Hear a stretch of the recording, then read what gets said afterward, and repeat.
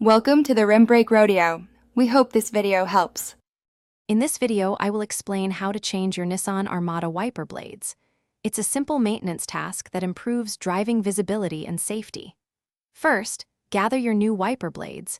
You'll need a 24-inch blade for the driver's side and a 19-inch blade for the passenger's side. Park your Armada on a level surface and lift the wiper arms. Remember to place a towel on your windshield to prevent damage if an arm accidentally springs back. Now let's remove the old wiper blades. Look closely at where the blade meets the wiper arm. You'll typically find a small tab or button there.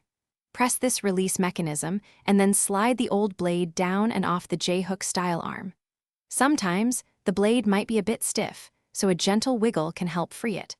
Always be careful not to let the metal wiper arm snap back onto the windshield. With the old blades removed, it's time to install your new ones. First, take off any plastic protectors from the new blade's rubber edge. Align the new blade with the J-hook on the wiper arm.